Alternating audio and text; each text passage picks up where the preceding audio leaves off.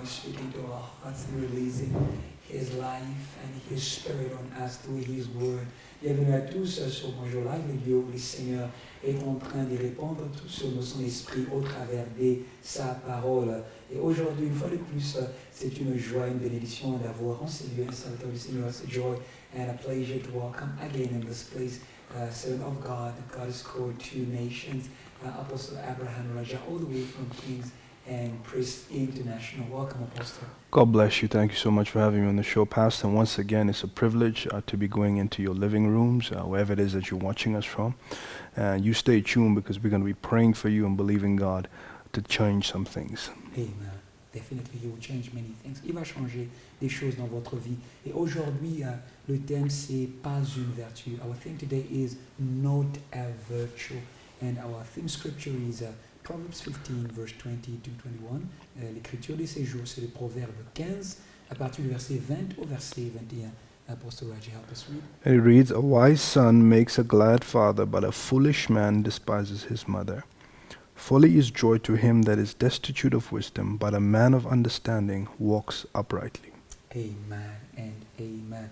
And today we just want you to come to a place of understanding that it is the fear of God that is going to keep you in what is right before God, not according to your own understanding. Aujourd'hui, nous voulons que vous puissiez connaître que c'est la crainte du Seigneur qui va vous maintenir dans ce qui est droit devant le Seigneur. Ce n'est pas votre compréhension de choses. Having said that, we just want to go to our first question, which is taken from the scripture of Luke 12, 19 to 20 that we won't read, but we all know the story of the rich man who was praising his achievements and was taken away that day by the Lord. And our question goes as, how can achievement and success lead one to foolishness? Notre question est comment est-ce que les succès et la prospérité peut amener une personne à la folie selon les paraboles que Christ a données en Luc 12 à partir du verset 19 au verset 20. Apostle.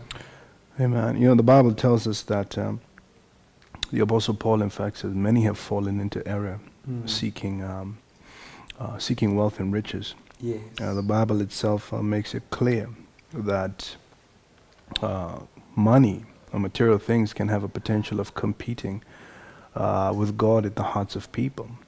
And therefore, what we need to realize is that today the Bible is calling us into seeking and fearing God. And I think if God is put as number one priority in our lives, it's going to be difficult to fall into foolishness because it's not money that makes you fall away from God. It is an actual fact where we place our attention and focus. La première chose que l'apôtre est en train de dire est que la Bible dit que plusieurs, en cherchant à devenir riches, se sont retrouvés piégés dans plusieurs tentations.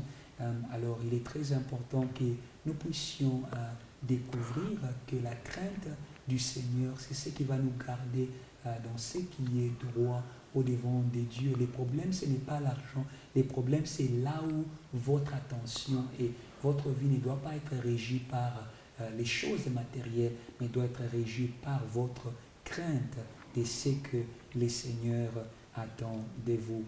Our next question is, how can one overcome, the temptation of backsliding and or the dog mentality? The Bible says the dog has gone back to its vomit. Comment est-ce que les gens peuvent vaincre la tentation de retourner aux choses desquelles Dieu les avait sortis, qui est représentée par une vie des chiens, parce que la Bible dit que les chiens retournent aux choses qu'il a vomi. Yes, Apostle. You know, when you look at the book of Proverbs, you're going to find out many times it makes comparison, or it's parallel Yes. to what we're living. A dog will only return to its vomit when it's not come to the realization that there is something better out there.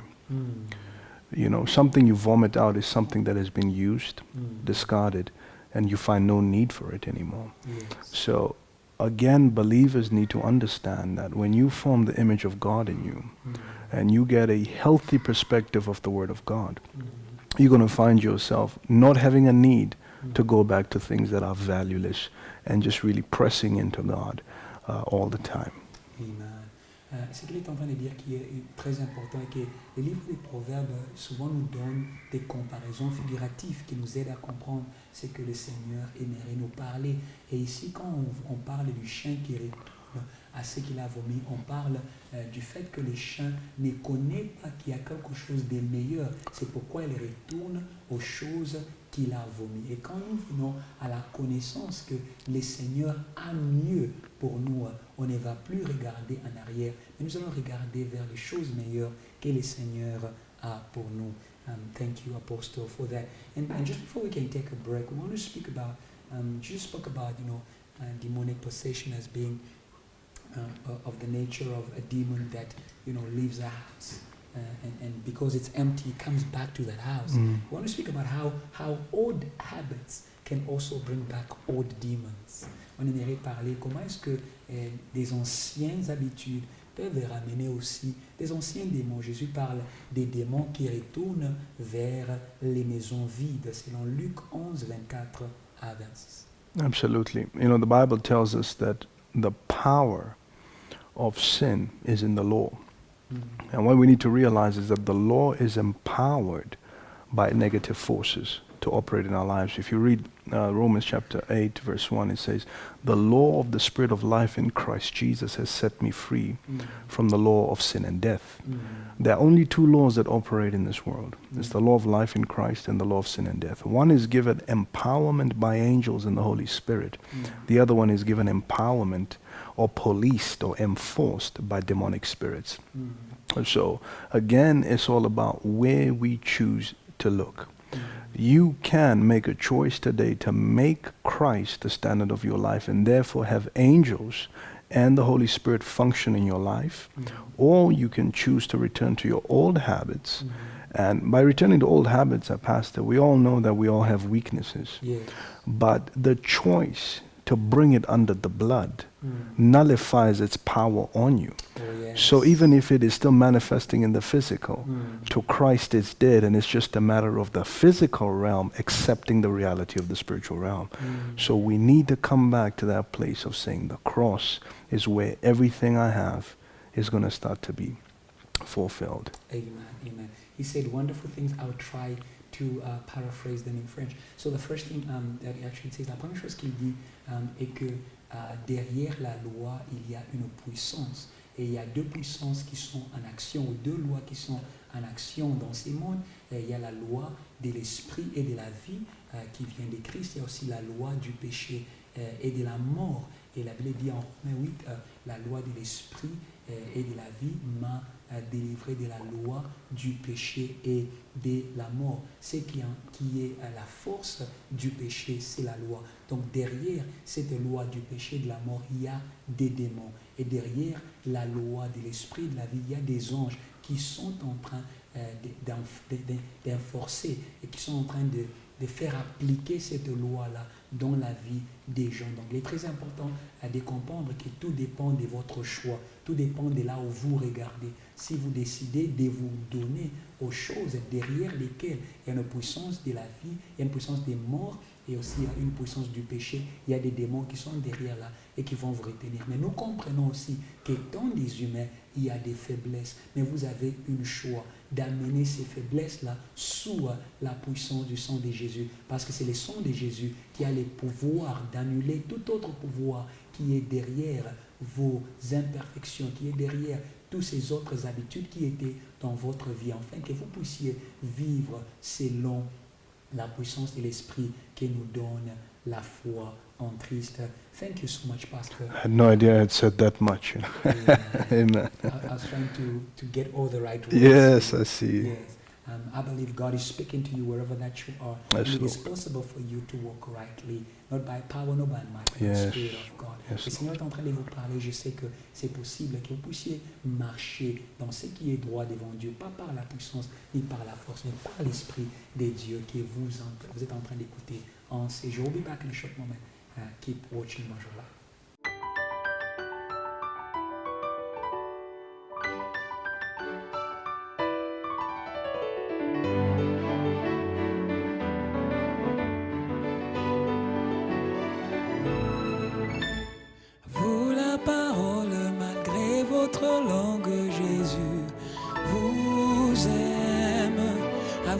la parole malgré votre langue, Jésus.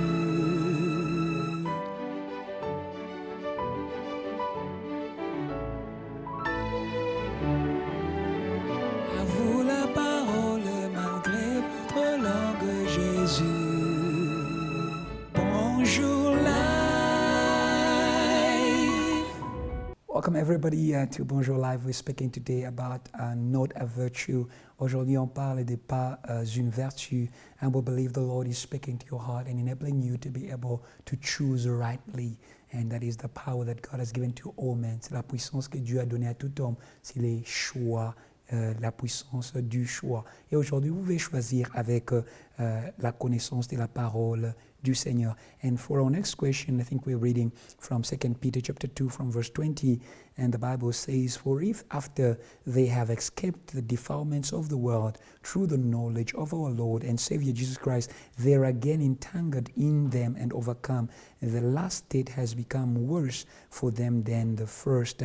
And you know, having read that, my question is, if people can fall again after receiving knowledge, is knowledge enough to overcome the defilements of the world? Si les gens peuvent encore tomber après avoir reçu la connaissance du Seigneur Jésus-Christ, est-ce que la connaissance est suffisante pour vaincre les choses du monde qui nous rendent vils et pollués devant Dieu? Absolutely. When you look at the concept of knowledge, that there are three categories that we need to look at. First of all, you need to understand that knowledge must produce understanding. And understanding must come to a place of producing wisdom, which is the application of what you've received. So to answer your question, is knowledge alone enough? The answer is no. You got to come to a point where not only are you a hearer of the word, but a doer of the word. Yeah. Il dit la connaissance a trois parties qui est très importante. La connaissance doit produire, elle doit produire la compréhension, et la compréhension doit produire la sagesse qui est l'application de ce que nous avons entendu ou compris de la connaissance de Dieu. Donc Dieu aimerait que nous ne soyons pas seulement ceux-là qui écoutent la parole, mais ceux-là qui appliquent la parole aussi. Absolutely. And if you look at 2 Peter 2:20, I believe the operative word is not necessarily that these people were involved in this sin, but that they became to a point of being overcome. And that's the key word here that you need to understand, is that even though, you know, Jesus said, you'll know the truth and it'll set you free.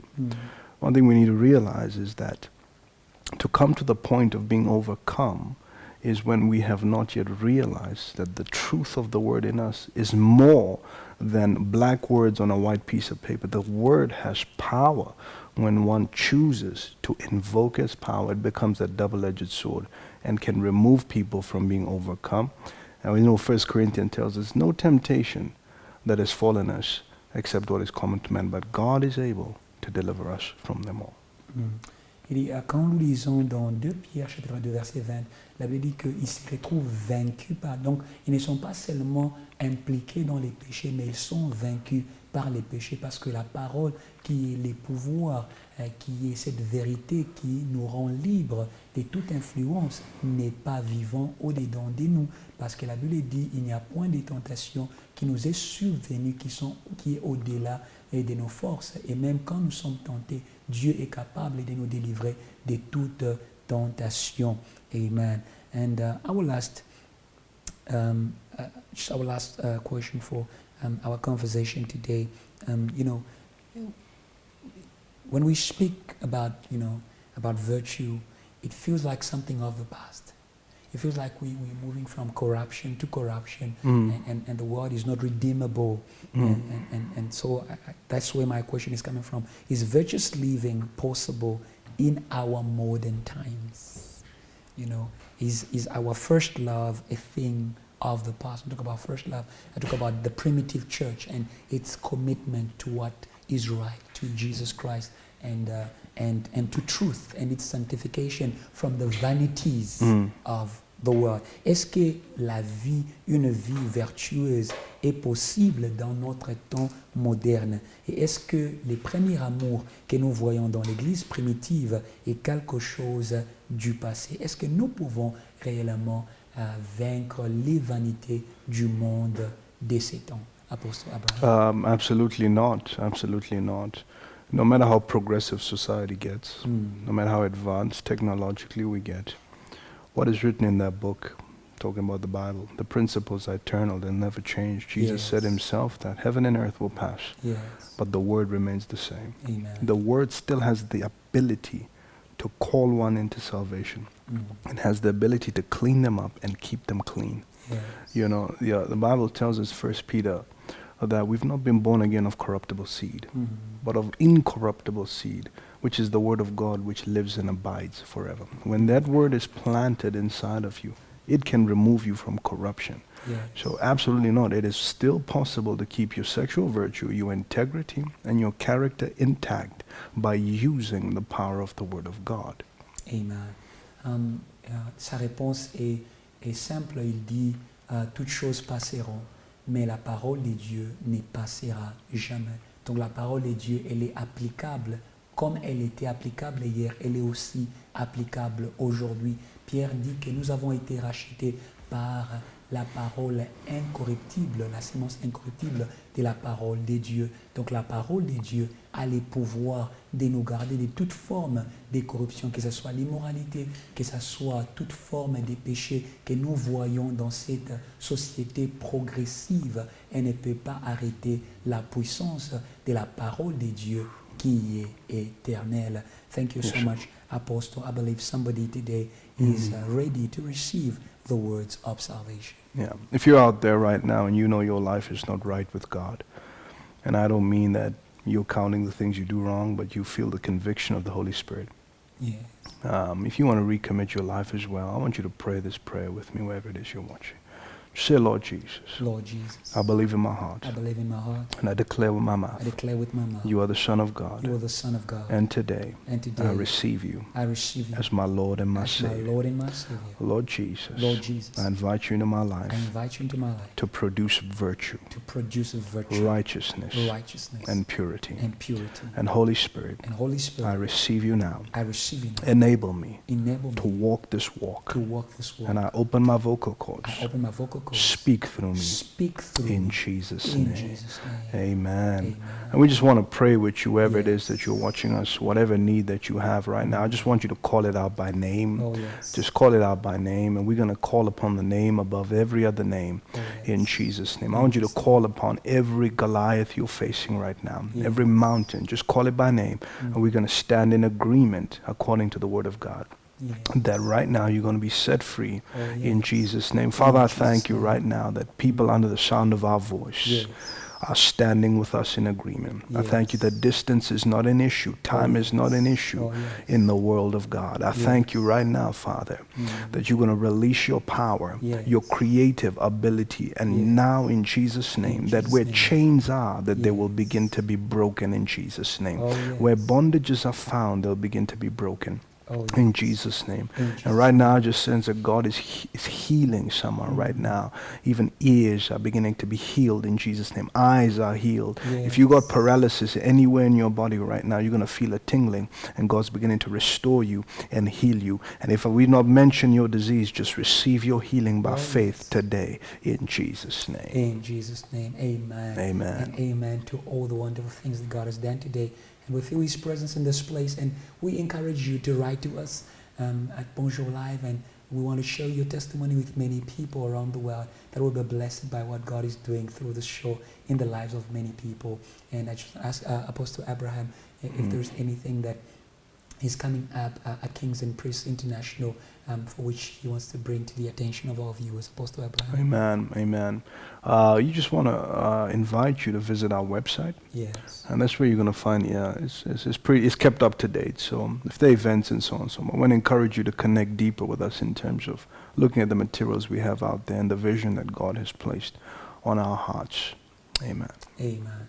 Thank you so much, Apostle. Thank you to all our viewers. Remain in the presence of God. Bonjour.